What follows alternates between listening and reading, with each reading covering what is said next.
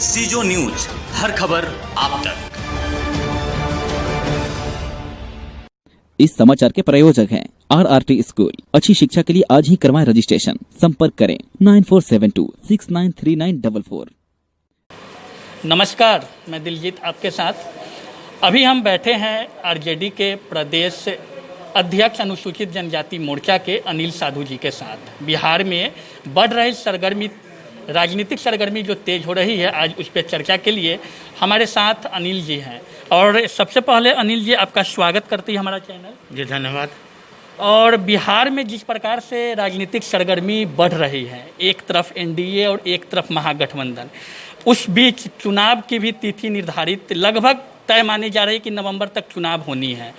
Corona काल चल रहा है, क्या किस प्रकार चुनाव की तैयारी होनी चाहिए, क्या हो रहा है महागठबंधन की ओर से? देखिए, अभी हम लोग जो भी महागठबंधन के साथी हैं, चुनाव तिथि चुनाव आयोग ने तय कर दिया है।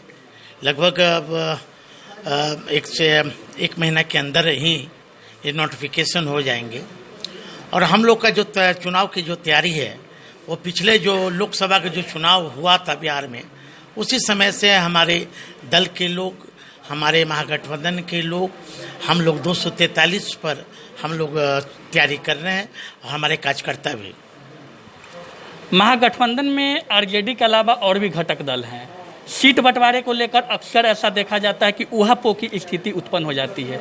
इस बार चुनाव होने वाली है विधानसभा की, इस पे क्या कुछ कहेंगे? देखिए, हमारा जो महागठबंधन है अभी तक अटूट है। और जहाँ तक सीट की बंटवारा का सवाल है, तो इसमें जो हमारे पार्टी के शीर्ष नेता हैं और जो गठबंधन के जो शीर्ष नेता हैं, जो कोर कमेटी है, वो फैसला लेगी कि किस दल को कितने सीट मिलना चाहिए। इसमें हमारे शीर्ष नेता जानेंगे। महागठबंधन में हम, रालोसपा, वीआईपी, विभिन्न दल जो आपके साथ जुड़े हैं, तो चुनाव जब नज़दीक आती है तो महागठबंधन में जो भी घटक दल ऊहापोह की स्थिति उत्पन्न जो होती है, और लगातार जीतन राम मांझी जो पूर्व मुख्यमंत्री और हम के प्रमुख है, उनका विरोधाभास महागठबंधन के प्रति रहता है। इस पर क्या कुछ कहेंगे? देखिए, आदरणीय जीतन राम मांझी जी एक पार्टी के शीर्ष नेता हैं और उन्हें अभी जितने भी हम लोग महागठबंधन के जो साथी हैं, सहयोगी दल हैं, हम लोग का एक ही उद्देश्य है कि एनडीए को कैसे उखाड़ फेंकेंगे। सभी का, क्योंकि मांझी जी भी कहा करते हैं कि एनडीए को उखाड़ फेंकना है।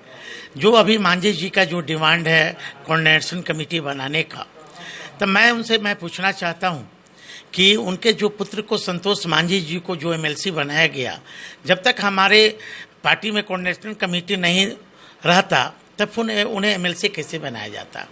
अभी एमएलसी का कोई डिमांड है नहीं। अभी हम लोग का एक ही मुद्दा है कि एनडीए को कैसे बिहार से उखाड़ फेंकेंगे। महागठबंधन में आरजेडी सबसे बड़ी पार्टी है, क्या लगता है कितने विधानसभा सीटों पे चुनाव लड़ेगी? वो हमारे पार्टी के शीर्ष नेता और महागठबंधन के जो शीर्ष नेता हैं, वो तय करेंगे कि कौन कितने सीट पर चुनाव लड़ेंगे। मुजफ्फरपुर आप पहुंचे हैं, मुजफ्फरपुर के दौरे पे हैं, क्या कारण है इसके पीछे? मुजफ्फरपुर में कुछ एक सप्ताह पहले एक मासूम लड़की के साथ बलात्कार किया गया। बहुत ही निंदनीय, इसको जितना निंदा किया जाए उतना ही कम है। और जिस तरह बलात्कार कर उस लड़की को तेजाब से पूरे चेहरा को जला दिया गया और कुछ ही दूरी पर 1 किलोमीटर के कोई नदी पर उसे फेंक दिया गया। अब मुझे ताजुब है कि अभी तक इतने दिन के बावजूद भी यहाँ की प्रशासन क्यों सोई हुई है। कहीं तो ऐसा तो नहीं है कि ये अपराधियों से इनकी साठगांठ है? अभी तक अपराधी का नहीं पकड़ाना तो कहीं न कहीं संदेह की घेरे में है। अभी तक इनके जो बलात्कार का, जो रेप का जो ये पुष्टि हुआ है, अभी तक फोरेंसिक जांच में क्यों नहीं रिपोर्ट आया? क्यों मेडिकल का बराबर टीम बदला जा रहा है? क्यों आईओ बदले जा रहे हैं? इसका मतलब कहीं ना कहीं आके प्रशासन अपराधियों से मिली है। और ये मैं दूसरी बात मैं मांग करना चाहता हूँ, 8,25,000 उससे कम से कम मुआवजा मिलना चाहिए। अभी तक बिहार सरकार के द्वारा, प्रशासन के द्वारा नहीं दिया गया। इसे SC ST के तहत इस पर दर्ज होना चाहिए। इस पर फोरेंसिक जांच जब आवे तो दोषी व्यक्तियों को छोड़ा न जाए, स्पीड ट्रायल करवा कर इस सलाखों के पीछे भेजा जाए। बिहार में जो चुनावी दौर चल रही है उसमें महागठबंधन और एक तरफ एनडीए, उसमें अक्सर चुनाव नज़दीक आने पे कही जा रही है 15 साल बनाम 15 साल। 15 साल लालू का जो शासन था आरजेडी का और 15 साल नीतीश जी का, इसको किस नज़रिए से देखते, कितना कहना उचित होगा? देखिए, नीतीश कुमार 15 साल कहकर बिहार की जनता को भय दिखाना चाह रही है, लेकिन मैं बिहार की जनता नीतीश कुमार से पूछ रही है कि नीतीश जी आप बताएं कि आपके ये शासन काल में सबसे ज़्यादा दलितों के मां बहनों पर बलात्कार हुए, सबसे ज़्यादा घोटाला आपके राज्य में हुआ, चाहे वो सृजन घोटाला हो या और भी कोई घोटाला हो। आपके राज्य में जो मुजफ्फरपुर में जो बालकागिरी में सेंटर होम में जिस तरह लड़कियों को खुलेआम ये बेचा गया शहरों में, तो इसका दोषी कौन? आज शायद नीतीश कुमार को पता नहीं है कि जो सीबीआई जांच जो हुए हैं सृजन घोटाला का, उनके जो दुलरुआ आईएएस अफसर थे केपी रमैया आज उसमें फंसते दिख रहे हैं। केपी रमैया फंस गए हैं, तो मैं पूछना चाहता हूं कि नरेंद्र मोदी जी से जो केंद्र में सरकार बैठी है कि बड़ी मछली पर अभी तक कार्रवाई क्यों नहीं? यदि बड़ी मछली पर कार्रवाई हो तो सुशील मोदी और नीतीश कुमार सलाखों के पीछे अंदर जाएंगे। सरकार के 15 साल, जो वर्तमान सरकार है 15 साल शासन के, वो विकास को किस नज़र से देखते हैं? यदि नीतीश कुमार बिहार की जनता को श्वेत पत्र जारी करे, एक भी नीतीश कुमार सुई का कारखाना खोलने का यदि काम किए होंगे तो अनिल कुमार साधु पद से इस्तीफा देगा।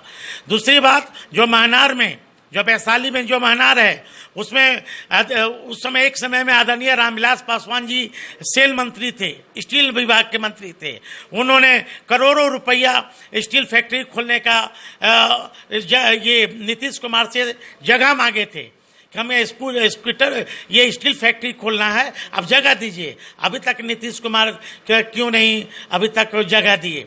अभी फतुआ के स्कूटर फैक्ट्री क्यों बंद है? डालमिया का सीमेंट कारखाना अभी क्यों बंद है? अभी उत्तरी बिहार में जो भी चीनी उद्योग मिल हैं अभी तक क्यों बंद है? नीतीश कुमार जरा जवाब दे। मुजफ्फरपुर में 11 विधानसभा है, क्या लगती है जो सिटिंग विधायक आपके आरजेडी से है उनका चुनाव लड़ना तय है या कोई और नए कैंडिडेट भी आने वाले हैं? आपका क्या कहना है? देखिए, इसमें हमारे शीर्ष नेता तय करेंगे कि कौन कहां से उनका पार्टी का उम्मीदवार होगा। इसे मुझे इस पर कुछ टिप्पणी करना गलत होगा। आपके बगल में हैदर जी बैठे हुए लगातार तैयारी में जुटे हैं। वो सब देखिए, जो भी पार्टी का कार्यकर्ता होता है, चाहे वो प्रखंड स्तर का कार्यकर्ता हो या प्रदेश के कार्यकर्ता हो, वो सभी का मिशन और विजन एक होता है कि हमारा पार्टी और हमारे नेता की सरकार, हमारी पार्टी की सरकार कैसे बने। इसलिए जो भी चुनाव लड़ेंगे वो हमारा नेता तय करेंगे और जो हमारे पार्टी का जो कोर कमेटी है वो तय करेगा कि कौन उम्मीदवार कहां से चुनाव लड़ेंगे। क्या लगता है इस पर महागठबंधन कितनी मजबूती से उभर के आएगी? इस पर बिहार की जो भी अवाम है, चाहे वो किसी जाति समुदाय के लोग हों, इस बार नीतीश कुमार को उखाड़ फेंकना चाहती है और बिहार में महागठबंधन की सरकार, तेजस्वी यादव जी की सरकार, तेजस्वी जी को मुख्यमंत्री लोग देखना चाह रहे हैं। अंतिम में क्या संदेश देना चाहेंगे मुजफ्फरपुर पहुंचने के? मैं पूरे बिहार की जनता से मैं यही अपील करूंगा, जो नरभक्षी जो सरकार है, जो 15 साल की ये सरकार सिर्फ बिहार के लोगों को ठगने का ही नहीं काम किया, बल्कि आज यदि नीतीश कुमार उद्योग के लगाए होते तो हमारे बिहार के मजदूर बाहर क्यों जाते कमाने? आज यहाँ एजुकेशन शिक्षा रहता तो हमारे बिहार के स्टूडेंट क्यों दूसरे राज्य में जाते? जिस तरह हमारे बिहारी मजदूर को नीतीश कुमार के राज में बुरी तरह प्रशासन के द्वारा उसे बेइज्जती किया गया। नीतीश कुमार के राज का जो प्रशासन का आला अधिकारी है, उन्होंने क्या कहा था कि जो बिहार के मजदूर आ रहे हैं अपने राज्य में, उनसे कोरोना फैलेगा। तो इसका दोषी नीतीश कुमार जी। आप बताइए, नीतीश कुमार जी से मैं पूछना चाहता हूं आपके चैनल के माध्यम से कि 90 दिन कोरोना में वो सिर्फ कहाँ पैक थे? 90 दिन उन्हें जनता के बीच रहना चाहिए, जिस तरह प्रतिपक्ष के नेता तेजस्वी यादव जी जनता के बीच निकले थे। मुख्यमंत्री नीतीश कुमार जी कहाँ थे? वो कौन सा कोना में ये चुपके हुए थे? मैं उनसे पूछना चाहता हूँ। तो ये थे हमारे साथ अनिल साधु जी, आरजेडी के अनुसूचित जनजाति प्रदेश अध्यक्ष, और इनसे खास बातचीत हुई बिहार विधानसभा चुनाव को लेकर के, और इन्होंने साफ रूप से कहा कि बिहार में महागठबंधन की सरकार बनना तय है और नीतीश कुमार और एनडीए की सरकार को उखाड़ फेंकने की इन्होंने बात कही। मैं दिलजीत गुप्ता, संवाददाता, सीजो न्यूज, मुजफ्फरपुर।